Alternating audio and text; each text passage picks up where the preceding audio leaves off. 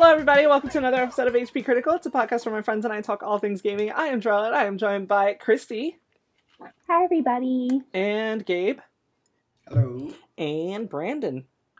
What's up, people? We're going to have a somewhat short podcast today. We got some things to talk about as far as news goes. But before we jump into news, I saw a tweet that I posed to all of you that had a question in it that I showed to all of you that I want to do a quick discussion on, which is all about Persona 3 Reload and DLC prices and the amount of money you'd have to pay to get everything you want. So I'm going to go ahead and read the tweet and ask you guys' opinion on it. It is written by Scrambled Faz on X. And it says, Persona 3 Reload is a $70 game. It has $30 launch DLC and now has a $35 expansion pass.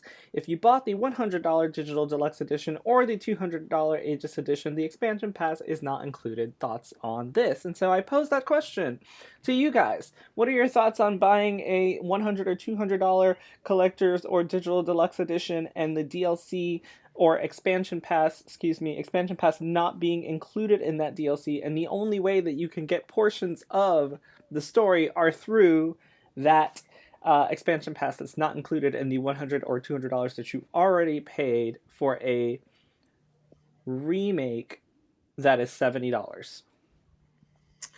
Well, the actual subject matter notwithstanding, it's kind of nonsense that the Answer DLC is separate DLC anyways, because this is a remake of Persona 3, which a previous version did have Fez with the Answer.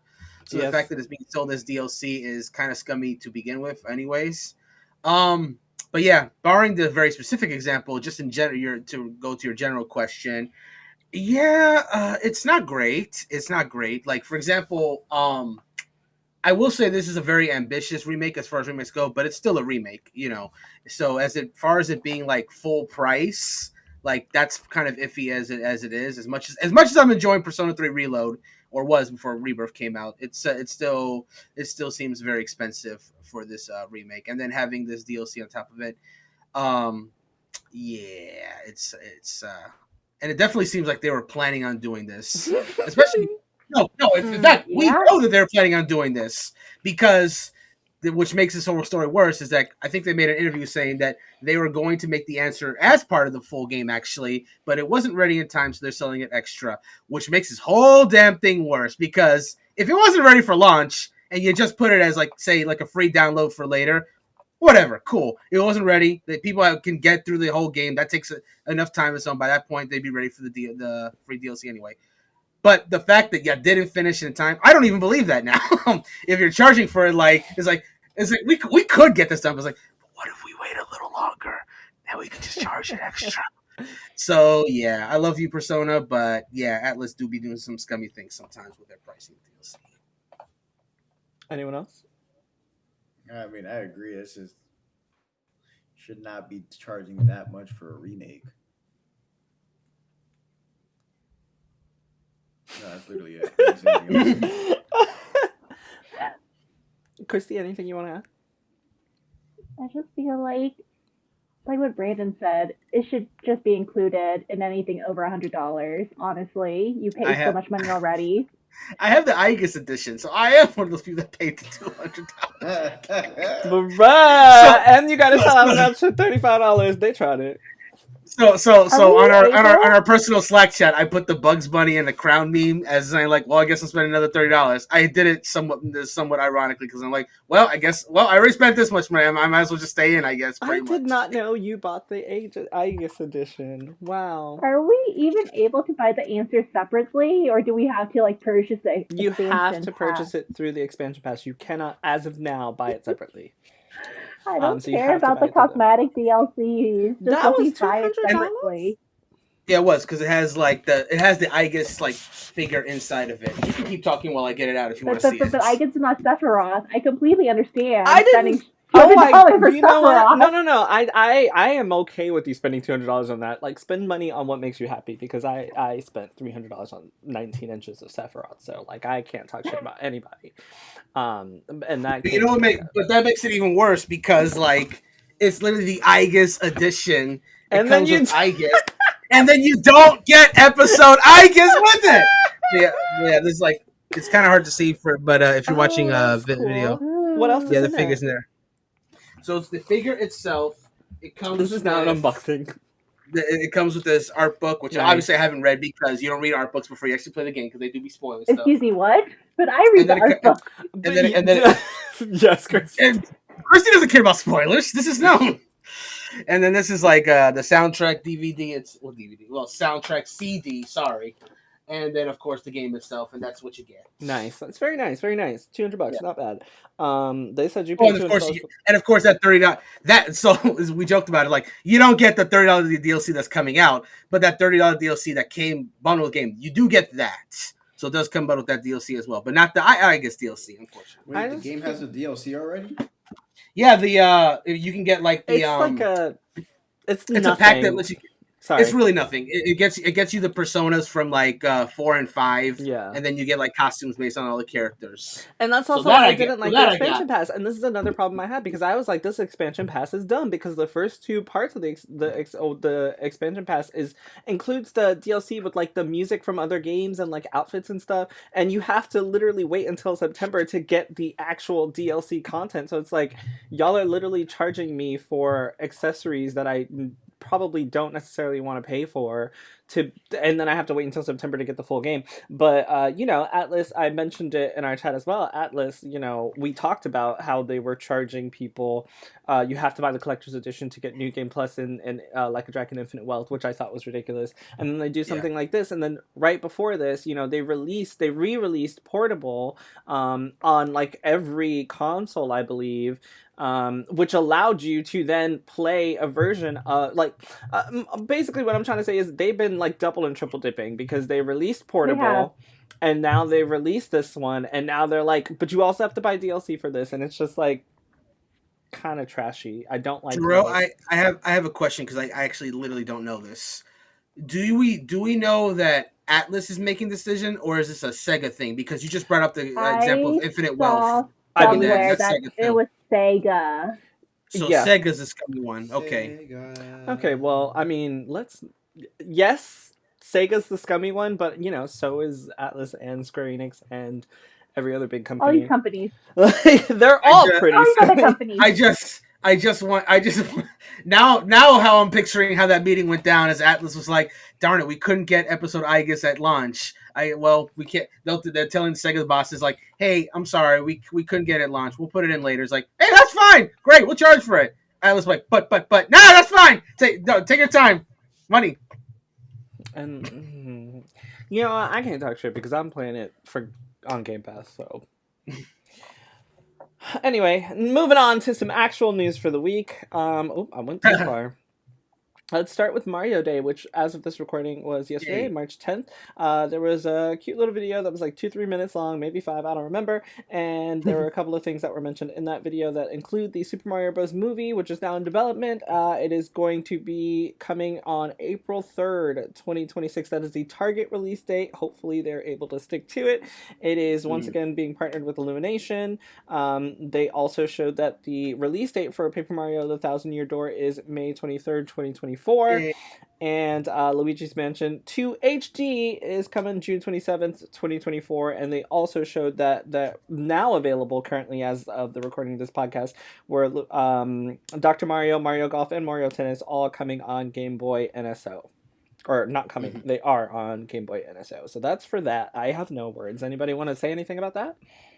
I'll keep it brief because I know we're kind of going fast. I guess the movie release date, 2 years is obviously quite a bit, but I guess they just wanted to get that promotion out early. Seems real early, but anyway. Paper Mario, yay! I'm happy we finally got the release date. I already took that day off vacation, so very excited for that. Luigi's Mansion 2. I'm definitely looking forward to give that game another chance because I didn't really jive with it originally on 3DS, but I do want to try it again. And as far as the Mario Game Boy games, Dr. Mario, I really don't see the point of them adding that to Game Boy because it's just a worse version of the NES version, which is also on NSO. So they could have chosen other ones, but whatever, it's coming, I guess. If you're nostalgic for the Game Boy version, I guess. I mean, I'll do It Doesn't Hold Up, and I'll probably not say it holds up. But anyway, as for Mario Golf and Mario Tennis, they share the name with the N64 Mario Golf and Mario Tennis, but they are very different games. So don't dismiss those if you look at those like, I already have that in N64. Those are different games. They're sports RPGs where your goal is to actually get to Mario and defeat him in tennis and or golf. So if you like RPGs, you might actually enjoy those games. But that's all I got to say about those. Nice. It's a 3-minute direct that they put on a Sunday that excited me more than that partner showcase we had like 2 weeks ago. That's all I'm going to say about that. I'm not a Mario fan, so I won't say anything about any of it. All right, well, we're moving on. Apparently, nobody else has anything to say about it either. I do think that 2 years is a very long time to be announcing a movie. Actually, I will say one more thing about that, because the way I see it, there was really no winning when it came to announcing this movie, because like I feel like, given that the first movie did over $1 billion, obviously a sequel is going to happen. Like, it feels like you don't need to announce that a sequel is going to happen since how obvious it is. At the same time, if you didn't, you'd have hundreds of people be badgering. It's like, hey, when are you making the sequel? Hey, when are you making the sequel? Even though it's obvious that they're going to make one. And now that they have announced it 2 years in advance, now people, of course, are like, why'd you announce it so early? I don't think there's any winning in the situation. Either way, it was, Yes, there is. Just announce it next year on Mario Day. I think that's the problem. They didn't have anything to announce this year. Hunter, okay, thank you. I didn't want to say it, but it really feels like they didn't have much of anything to announce this year. So they were like, here's the movie. Here's these, NSO games that we kind of already have. Well, I disagree. I think just putting out the release dates for those two games and then the NSO list would have been enough. Like, and the only reason I say it would have been enough is because Nintendo typically ignores Mario Day for the most part. Like they hold on. Let me finish, sir. When I say they ignored, I mean that they announce, hey, it's Mario Day. What kind of Mario games are you playing? They'll put a few games on sale. Last year, or maybe the year before, is when they did the Mario movie announcement. That's the most that they have acknowledged Mario Day, aside from doing maybe a tweet or some sales. So them doing essentially a mini direct, that's the most acknowledgement that Mario Day has gotten, or Nintendo has acknowledged Mario Day so far. Are we looking at the same Nintendo account? Yes, we are. I don't think we are. I think we are, sir. Because the past 3 Mario Days has been nothing but here's a new line of shoes, here's some shirts, here's some cool things you can get on the eShop. Oh, look, here's another Mario game that no one fucking asked for. Mario Day for the past 3 years has been very heavy on Mario. This is also the same. This is it. No, it's the equivalent. No. Announcing games that we already know, announcing Game Boy games that no one's gonna play for more than a week, and announcing a movie 2 years in advance is not the equivalent as to what they've done the past 2 years for Mario Day. This year, you could very well tell that they did not have a big announcement ready for Mario Day, so they're like, fuck it. We're working on Mario 2. You know it. We know it. Here's the year it's coming in. For the next 2 years, you may tell us when's the next announcement. It's probably not coming to the next Mario Day either. All I gotta say is I agree with everything Gabe said, but I didn't want to be the person to say it because I'm not a Mario fan and I didn't want to seem like a hater. But I completely agree. It very much seemed like they had absolutely nothing to talk about. So they were like, oh yeah, we've got the movie in development and you'll see it in 2 years. Hope you live that long. God, that sounded really morbid. Yeah. But that was literally the first thing I thought was like, damn, I hope I'm alive in 2 years to watch this movie that's so far away.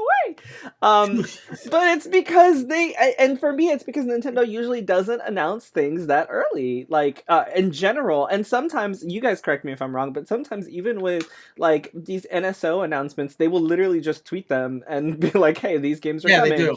And the same thing with release dates. Like if I remember correctly, they have done release dates where they literally just put the release date in a tweet and they're like, hey, the game's coming now. And then we're all like, oh shit, the game's coming now.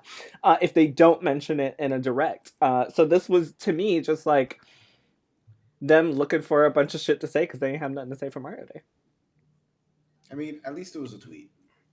And not a full direct that we all tuned in for, because then we'd all be mad.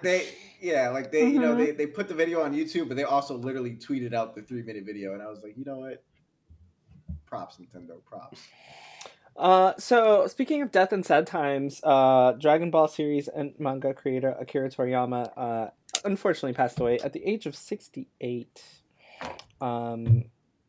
I can read this statement to you guys. It says, "Dear friends and partners, we are deeply saddened to inform you that manga creator Akira Toriyama passed away on March 1st due to acute subdural hematoma. He was in age of 68. It's our deep regret that he still had several works in the middle of creation with great enthusiasm. Also, he would have had many more things to achieve. However, he's left many manga titles and works of art to this world.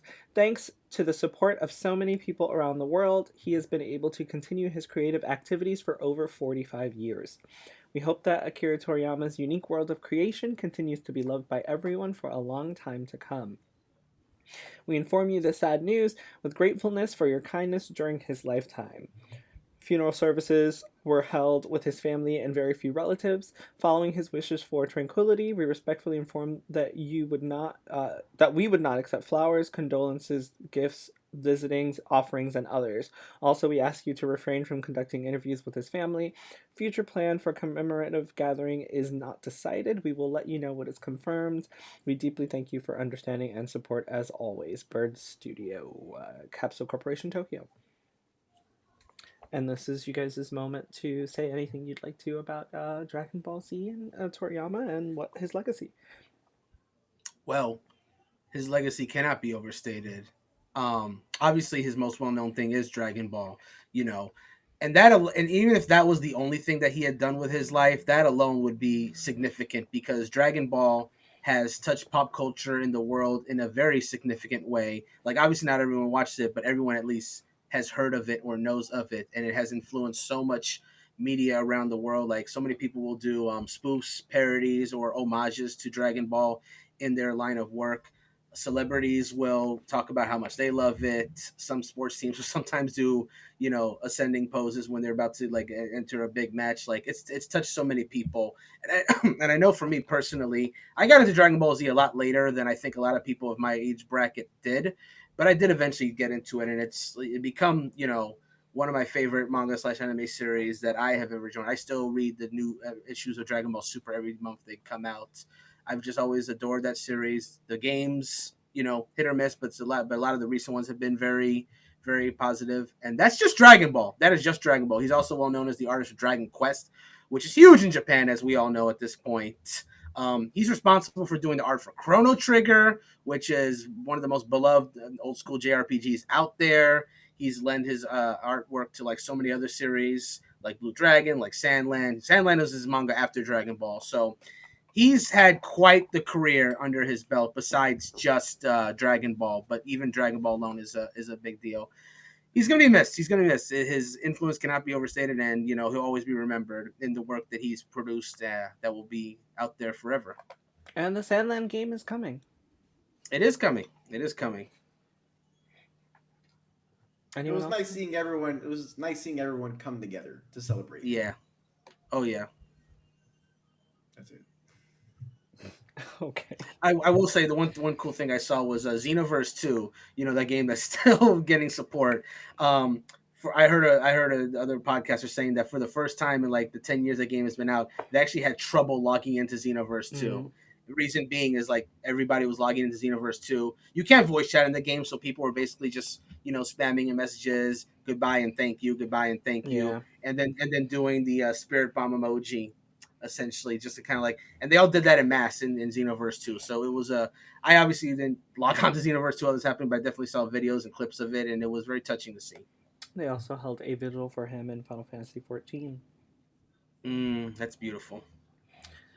So on to other news. I am very sad about his passing as well. He did so many great things for Black people. Black people love Dragon Ball Z. They do. They adore Dragon Ball Z. Thank you for agreeing with me, Brandon. So in other news, Yuzu has agreed to pay Nintendo $2,400,000. Whoa, can't read. In damages to settle the lawsuit against them. Further terms aren't available yet. This was a lawsuit that that Nintendo had against Yuzu for what's it called? Emulation. God, that was a brain fart. And a lot of people were speculating that there was something big going on as for the reason why they settled it outside of court. Therefore, they wouldn't have to go in court to avoid any legal proceedings against emulation. Etc. That's just a piece of news. I don't have anything to say on it. If anyone does want to comment on it, here's your chance. Oh, I do have something to say on it. The only thing I was going to say is that the only reason this sucks is because game preservation is a thing that's really hard to come by. And without emulation, there are a lot of games, especially Nintendo games, that you literally just won't be able to access because Nintendo on Mario Day gave us 3 old games that nobody asked for instead of games that people are trying to emulate. That's all I have to say on that. Well, I will say that it was smart for Yuzi to settle. Oh, yeah. It seems that they were actually really smart about it and spoke with their attorneys, and their attorney was like, nope. If we go to trial, we're going to ruin emulation, so might as well just settle. Yeah, because I mean, question, like, if they go to trial about literally emulation, how does this end positively for them in any way? Like, I don't... I think there's a lot of speculation that in the dev logs that they used the illegally obtained ROM of Tears of the Kingdom prior to the release date, and so that would have pretty much put a nail in the coffin for emulation if they went to trial, and Nintendo would have found that out during discovery. That's why I'm like, how does this end well for y'all if y'all don't settle outside of court? Like, it doesn't. You gotta don't have a choice. It really doesn't. Ay, what a wild ride. Toys for Bob. Sorry, I lost my place. Yes, Toys for Bob is going indie. They sent a message on their blog that says, "We're going indie. We're thrilled to announce that Toys for Bob is spinning off as an independent game development studio. Over the years, we've inspired love, joy, and laughter from the inner child in all gamers. We pioneered new IP and hardware technologies in Skylanders. We've raised the bar for the best-in-class remasters in Spyro Reignited Trilogy. We've taken Crash Bandicoot to innovative, critically acclaimed new heights." Y'all aren't hyped for Spyro and Skylanders and Crash Bandicoot? I was about to just ask where this energy's come from. I like it. I was just wondering where it came from. I know. I was wondering too. Where did this come from? Well, with the same enthusiasm and passion, we believe that now is the time to take the studio and our future games to the next level. This opportunity allows us to return to our roots of being a small and nimble studio.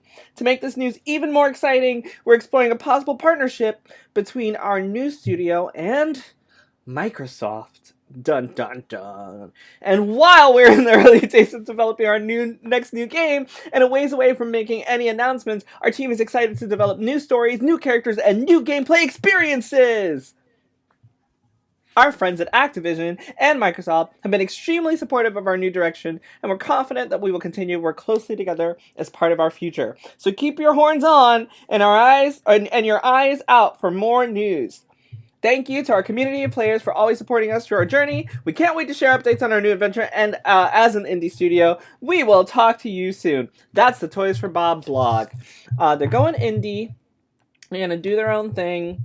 Don't know whether this is good or bad for them. I feel like going indie is always good until money and distribution comes around, and then it's not. But, they already talked about how they're having conversations with Microsoft and Activision, so hopefully it'll be fun.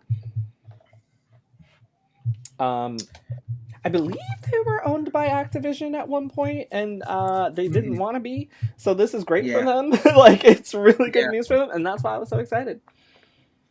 Yeah, gotta bring the mood surface, back. We were talking about that stuff. On the surface of it, this definitely seems like a really good thing, of course, because I'm happy for particularly fans of Spyro and Crash, because to my knowledge, under the ownership of Activision, they were basically just relegated to a support studio for the new Call of Duty games to make sure that train kept pumping out. We talked about that.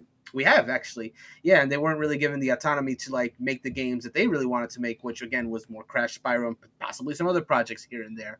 So them going indie, again on the surface seems like it would free up the ability to do that again. But being indie comes with its own challenges. Those games, they weren't cheap to make. So they would definitely require funding to make them continue the series at the quality that I guess fans would expect at this point.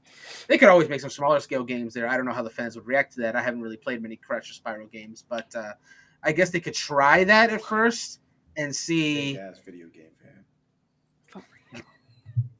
Yeah, no, sorry, I didn't get those series on PlayStation. I grew up with the Nintendo 64s. Yeah. Anyways. And now you get to play a Mario game from 1984. Which 1984 Mario game? I don't know. I don't know when the fuck those games came out. Oh, they're GameCube. I mean, they're Game Boy. Oh my god, that was not 1984. That was like 20 years ago. Oh my god, I'm old. Yeah, and they're good. Anyway. You just said that they're bad. Like, you literally did not say that. I said Dr. Mario. I said Dr. Mario was. And Dr. Mario is the same game I'm talking about that's coming to NSO right now. Correct. I'm talking about Mario Golf and Mario Tennis. Those games are good. But you said Dr. Mario bad, and that's included. That's correct. I did say that. I said it was the worst version of the NES game, which is also bad. Oh, okay. Which is just okay. The NES Dr. Mario is okay. Okay. Yeah. And you should have been playing Spyro and Crash Bandicoot.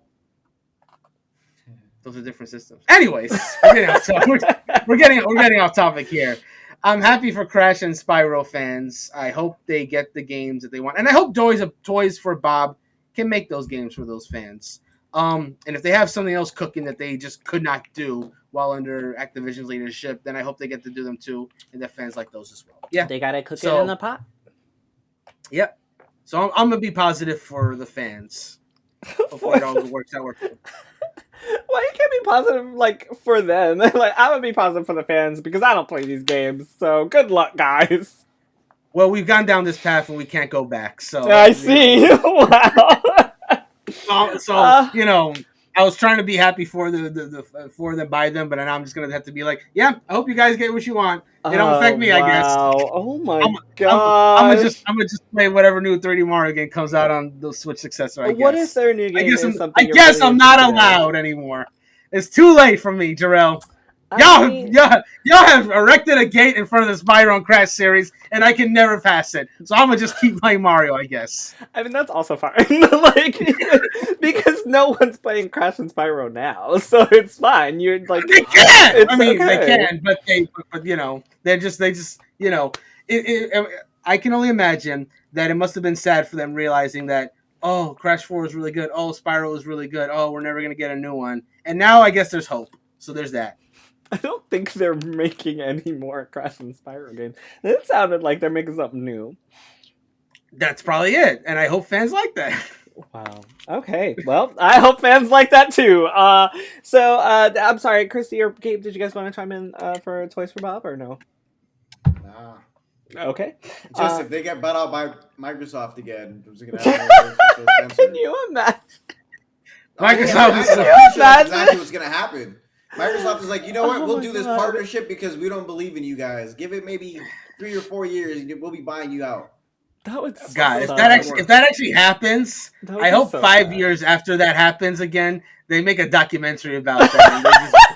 And they just let Microsoft be like, just like the dramatization is just Microsoft board members in like a dark room, just like, oh yeah, they thought they could escape. They got us again. Nah, don't do that. Actually, don't make a documentary because I feel like somehow they would not come out looking good. Because how the fuck y'all got out and then got back in? That's what I'm saying. Like, and that's why I want to see the documentary. Even if Microsoft is really bad, it's like y'all literally fought to get out of this. What the fuck happened? Sometimes I find it funny watching documentaries on historical video game events because sometimes they be portraying some of these video game real life people as like real villains, depending on what they were talking about. Like Nintendo got like, well, you might as well have put horns on their head during the whole shit where they went to Sony. Sony's like, yeah, we don't want to do the Nintendo PlayStation. We're gonna go with villains instead. Like, boy, they made Nintendo look like villains in that documentary. I thought it was hilarious. Wow. I mean, somebody's got to look like the bad guy. PlayStation likes to do it to Xbox, but Xbox makes it really easy to be done to them. Xbox does it to themselves. And now they do it to themselves, yeah. Does it to themselves. But, you know, PlayStation isn't all great because Recently, Sony Interactive Entertainment announced that there was going to be a reduction in their global workforce, which included them, Supermassive, Insomniac, and Naughty Dog all having layoffs. Yeah, not good. What's crazy about this latest wave of layoffs is they tweeted about this themselves. Sony Yeah, did. they did. Yeah, and which baffled a lot of people. But I think the idea was that they think by owning up to it and controlling the narrative, it'll make it look not as bad. Which, well, it actually has the opposite effect, Mr. PlayStation. But yeah, also what happened was 670 employees were laid off from EA that canceled Respawn's first person Mandalorian game too. So you good? that one hurt. Oh, That one hurt. it's like, oh my god. That one hurt. Oh, I love Respawn so much. They're like one of the they have consistently put out games that I actually enjoy. Well, something that might hurt a little more, or maybe the same amount, is that Netflix has expected to raise their prices again this year. So one of their talking points on saying that they're raising their prices was because people were sharing passwords. They stopped the sharing of passwords, yet they've already announced another price rise despite having done one in October of last year. So what do we do? Hike them up. I say we all cancel our subscriptions, but the human mind is so fucking feeble that you can't get more than 2 people to do it at once. I'll cancel it Every with time. you. Thank you. I love you for that. Yeah, 2 people. Every time. Good point Every time. every time this happens and we announce it, especially on Twitter, everyone's like, "Oh, we're gonna cancel our subscriptions." 2 days later, oh my gosh, have you guys seen this movie or show on Netflix? It's so fucking good. What happened, Bird Brain? You said we were gonna cancel it. And then I think that's a problem with a lot of things because, Max is doing the same thing. Mm-hmm. Disney's doing the same thing. Everyone's like, yeah, we're going to cancel it. And they don't cancel it. Grow a backbone. I don't even have cable anymore. I used to have YouTube TV, and that was like $70. And then this, it's. I was like, first of all, why the fuck is this $70? So then I just stopped using my own, and never mind. The point is, like, no matter what the streaming service is, all of this is now more expensive than what cable used to be. And then when you look at something like Netflix, I wonder, I wonder you guys' experience with Netflix, because I'm watching very specific things at specific times. Like, I am not utilizing Netflix throughout the year, right? Like, if One Piece anime comes out, I love the live action, so I'm gonna go watch that. If my friends are all watching Love Is Blind because it's a trash show and we like to talk shit, fine, I'm gonna go watch that. But those are like very periodic things that I'm watching at specific moments, right? Like, I'm not using Netflix throughout the entire year, and I wonder, like, this is a little bit of a tangent, but like, are you guys have Netflix? Like, how often are you actually using Netflix? Like, I'm watching Pokemon on it right now, and I'm watching Concierge. Yeah, I watched Pokemon Concierge. I'm watching Pokemon now. I stopped watching Avatar because I thought it was bad. But like, outside of these little moments, like these little pockets, I really don't think that Netflix is worth the price that they're charging. And the fact that they're continually raising the prices, like, you're going to outprice yourself at some point. Everything is expensive. People are not going to be able to afford this year round. So I have no idea what they're doing. But anyway, yeah, like, how are you guys using Netflix that are watching it? Oh, very often, actually. I use Netflix is probably my most used streaming service, to be honest. Do you have any other, like, cable or streaming service? I also have Disney Plus. I have the Disney Plus bundle with Hulu, and I have Max as well.